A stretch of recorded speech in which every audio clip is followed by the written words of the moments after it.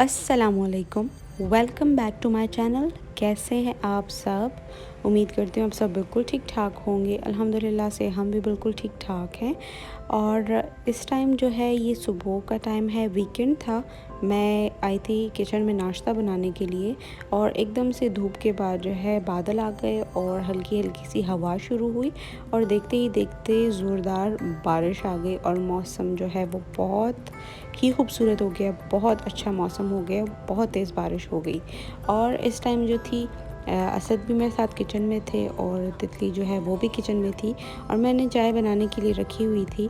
आप यकीन करें, आप चाहे मुसलसल घंटा खड़े होकर चाय को देखें, वो नहीं उबलेगी। आप जैसे ही नज़र हटाएंगे ना, चाय ने उबल के गिर जाना है।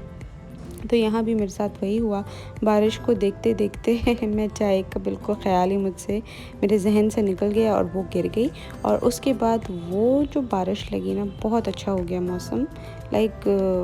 उसके बाद 2-3 दिन तो बहुत शदीद गर्मी रही, लेकिन उस दिन के लिए मौसम बहुत अच्छा हो गया था। ये जो किचन की बैक साइड है, यहाँ पे वॉशिंग मशीन है, कपड़े धुलाई होते हैं, झाड़ू वगैरह जो भी लॉन्ड्री की चीज़ें हैं वो सब इधर ही पड़ी होती हैं। पचारा वगैरह, पोछा वगैरह वो सब इस जगह पे ही पड़े होते हैं।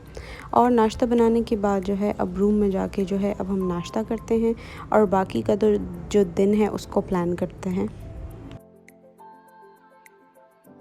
तो जो लोग मुझे स्टार्ट से फॉलो कर रहे हैं उन्होंने देखा होगा तितली को। बच्चे कि कैसे ही मतलब पलक झपकते ही बड़े हो जाते हैं। कल ये बिल्कुल सीधा स्ट्रॉलर में बैठ भी नहीं सकती थी और अभी जो है माशाल्लाह से ये चलती भी है और फिर हमारे साथ जो है बैठ के खाना भी खाती है। तो माशाल्लाह से प्लीज़ आप सब भी माशाल्लाह ज़रूर कहें, क्योंकि ये बहुत पक्की पक्की हरकतें करती है और इसको हर टाइम जो है नज़र लग जाती है।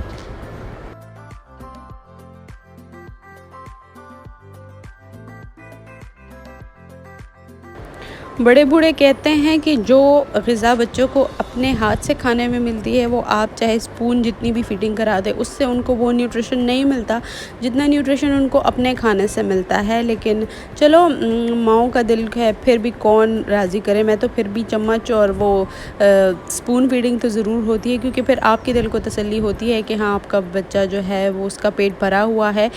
क्योंकि अगर बच्चे को भूख लगी होगी तो फिर ऐਵੇਂ ही तंग करता है और पीछे पीछे फिरता है और माँ का जीना हराम कर देता है। तो अभी जो है ये रात के हो रहे हैं 10 बज रहे हैं और असद को जो है वो कुछ मीठा खाना था। तो मैंने सोचा क्या बनाऊँ। जब किचन में देखा तो मेरे पास खीर मिक्स पड़ा हुआ था, तो मैंने कहा चलो खीर बना लेते हैं। और यही एज़ यूजुअल मेरा किचन पार्टनर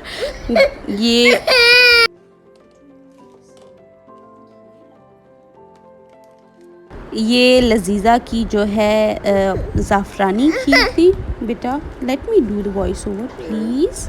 और शुमामा मेरे साथ बैठ के जो है वो बना रही थी खीर एज़ यूजुअल, जैसे रेसिपी पे लिखा हुआ है। आपने मिल्क बॉयल करना है और फिर उसमें जो है वो मिक्स डाल के आपने इसको पकाना है, चम्मच चलाना है जब तक वो थिक नहीं हो जाती। और इस टाइम जो है सब बाहर बैठ के मूवी देख रहे थे और खीर बहुत मज़े की बन गई थी। ठंडा होने का इंतज़ार किसी ने नहीं किया, सब ने गरम गरम ही खा ली और टेस्ट वाइज बहुत अच्छी थी।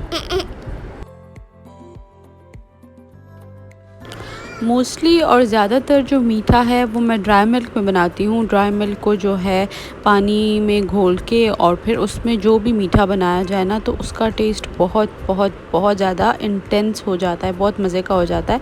तो हमें जो है मतलब नॉर्मल दूध, यहाँ पे जो हम दूध देते हैं वो बहुत ज़्यादा पतला है, तो अगर उसमें आप मीठा बनाएंगे तो उसका तो बिल्कुल कोई टेस्ट होता ही नहीं है। इस वजह से मैं प्रेफर करती हूँ कि ड्राई मिल्क को डिज़ोल्व करके फिर उसमें जो है मीठा बनाऊँ, तो फिर वो बहुत मज़े का बनता है। और इसमें एक और ये जो है बादाम और ज़ाफ़रान वाली खीर है, ये मैं फ़र्स्ट टाइम ट्राई करी थी। वैसे तो हम रेगुलर वाली खीर ट्राई करते हैं। इस दफ़ा जब मैं गई ग्रोसरी के लिए तो मुझे एक काजू वाली खीर नज़र आई, तो फिर मैंने उसकी बजाय जो है सवैयों वाली खीर उठा ली। लेकिन नेक्स्ट टाइम इंशाल्लाह जब ग्रोसरी करूँगी तो मैं काजू वाली खीर लेके आऊँगी, तो देखूँगी कि इन खीर के टेस्ट में क्या डिफरेंस है ना। ये तो आप जब एक साथ बना के सब रखेंगे तो आपको अंदाज़ा होगा। वैसे जो लजीज़ा वाली खीर होती है, इनका अपना एक पर्टिकुलर टेस्ट होता है, लेकिन जो मज़ा, जो स्वाद घर की बनी हुई खीर का है, लाइक जो आप चावल ग्राइंड करके बनाते हैं, वो मुझे उस जैसा टेस्ट किसी का भी नहीं अच्छा लगता, मतलब वो बहुत मज़े की होती है। और ये हमारे पास कुछ लकड़ी पड़ी हुई थी तो हमने उससे शू रैक बनवा लिया। ये शू रैक जो था हमारी विश लिस्ट में था, लेकिन टाइम नहीं मिल रहा था, तो अभी जो है बाकी सब काम हो गए, तब फुर्सत मिली है तो हमने शू रैक बनवाया है। ये हमने अपने ही कारपेंटर से बनवाया है, और ये लकड़ी भी हमने रिसाइकल की है। ये पहले कुछ और चीज़ थी तो वो ख़राब हो गई, तो फिर हमने उससे जो है वो शू रैक बनवा लिया, और बहुत ही नफ़ासत और बहुत ही सफाई से बनवाया है। बहुत अच्छा था, लेकिन ये है कि उन्होंने पॉलिश नहीं किया था, तो हमने सोचा कि चलो हम इसको कलर कर देते हैं, पेंट कर देते हैं। तो असद ने वही घर पे पेंट पड़ा हुआ था तो वो लेके आए कि चलो हम इसको पेंट कर देते हैं। पहले हमारा इरादा था हम वाइट करते हैं, लेकिन फिर घर में जो चीज़ पड़ी हो उसी को यूटिलाइज़ करना चाहिए। तो हमारे पास टी पिंक कलर पड़ा हुआ था, तो हमने शू रैक को जो है वो टी पिंक कलर कर दिया। और ये असर का टाइम है, इस टाइम मौसम जो था वो बहुत अच्छा था, और अंदर की बजाय वो बाहर गैलरी में ला के उन्होंने शू रैक को पेंट कर दिया। और इसकी सबसे अच्छी बात ये है कि इसको जो है उसने जो कारपेंटर ने स्क्रूज़ लगाए हैं, मतलब आपको तो पता है हमें ट्रैवल करना होता है हर एक साल बाद, तो ये जो है ट्रैवल फ्रेंडली है। हमने अभी जो भी चीज़ें बनवाई हैं वो सब हमने इसी तरह से बनवाई हैं कि हमें ट्रैवलिंग में आसानी हो। बस स्क्रूज़ आपने खोलने हैं और आपने इसको एक दूसरे के ऊपर रख के बस बांध लेना है, और आपकी ट्रैवलिंग में भी आसानी हो जाती है, चीज़ ख़राब भी नहीं होती, और बस बचत हो जाती है। दिमाग इस्तेमाल करना चाहिए। तो जनाब ये था 9वीं मुहर्रम वाला दिन, सबका रोज़ा था। और मेरी दादी कहती हैं, मतलब जैसे जैसे सब लोग हर एक बंदा अपने हिसाब से करता है, तो वो कहती हैं जितना आप ज़्यादा बनाएंगे उस दिन अल्लाह ताला जो है उतना ही आपके रिस्क में बरकत डालता है। तो मेरी तबीयत कुछ ख़ास ठीक नहीं थी, लेकिन फिर भी पूरे साल बाद ये दिन आता है 9वीं मुहर्रम। 9वीं 10वीं कुछ लोग 9वीं को बनाते हैं, कुछ लोग 10वीं को। तो मैंने जो जो चीज़ें बनाई वो मैं आपको दिखाती हूँ। मुखड्डी हलवा बनाया था मैंने, बहुत फ़ोर्स लगी लेकिन हलवा बहुत मज़े का बना।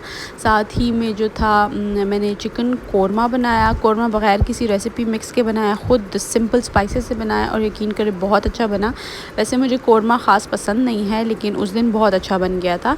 और आपको ज़ोरे बाजू थोड़ा लगाना पड़ता है स्टार्ट में, जैसी हलवा जो है वो ऑयल सेपरेट होने लगता है तो फिर उसको हैंडल करना थोड़ा सा इजी हो जाता है। ये नट्स मैंने पहले से फ्राई करके इसमें रखे, और फिर उसके बाद जब हलवा थोड़ा थोड़ा सा रेडी हो गया तकरीबन 80%, तो फिर मैंने बीच में ड्राई फ्रूट्स वगैरह डाल दिए। और साथ ही में जो है मैंने मेवे चने वाले चावल बनाए थे। पेशावर की तो फ़ेमस सौगात है, वहाँ पे तो सब बहुत ज़्यादा बनाते हैं, और मज़े की भी बहुत ज़्यादा होते हैं। देगी पुलाव मेवे चने का वो बहुत मज़े का होता है। मैंने अपनी तरफ से कोशिश की, लेकिन उस जैसा टेस्ट मैं नहीं ला सकी जो कि ख़ास देगी चावलों का होता है। मेरे ख़्याल में मुझे मेवे कम लग रहे थे, और चने ठीक थे, लेकिन मेवे मुझे थोड़े से कम लग रहे थे, शायद इस वजह से। और दूसरा, अगर देग में बच जाते ना, फिर इसमें वो थोड़ा सा स्मोकी फ्लेवर आ जाता है, फिर बहुत मज़े का हो जाता है पुलाव। और यहाँ पे जो था रोज़ा था सबका, और इस टाइम जो है वो डाइनिंग टेबल लग चुका था, लेकिन शाम का टाइम था तो थोड़ा हैज़ार्ड सा हो गया। एग्जैक्टली उस टाइम मैं नहीं शूट कर सकी जब मैंने सब डिशेस को डिश आउट किया। उससे पहले ही जो थोड़ी बहुत वीडियो बनाई थी, ये कोरमा है चिकन, और साथ ही में इसमें तो हलवा है, और इस टाइम जो है वो चावल बन रहे थे। चावल बनने के बाद जो है जो जो चीज़ें बाहर बांटने वाली थी वो हमने बांट दी। अल्लाह ताला हम सबको तौफ़ीक दे, हम सब की दस्तरख़्वान फ़राख करे, और हम सब के रिज़्क़ में बरकत दे, और हमें और तौफ़ीक दे ताकि हम अल्लाह की राह में और ख़र्च कर सकें। आप जितना ख़र्च करेंगे अल्लाह ताला उतना ही आपको देता है। तो ये इस टाइम जो है मैंने ट्रे बनाई हुई थी, बाहर भिजवाना था ये जो भी था, और इस तरह से सब डिशेस वग़ैरह डिश आउट हो गई। और देखते ही देखते दिन भी गुजर गया, ब्लॉग भी ख़त्म हो गया। उम्मीद करती हूँ आपको आज का ब्लॉग अच्छा लगा होगा। अपना ख्याल रखें, अपने प्यारों का ख्याल रखें, हमें दुआओं में याद रखें, और अगले ब्लॉग तक के लिए इजाज़त दें। अल्लाह पामान, खुदा हाफ़िज़।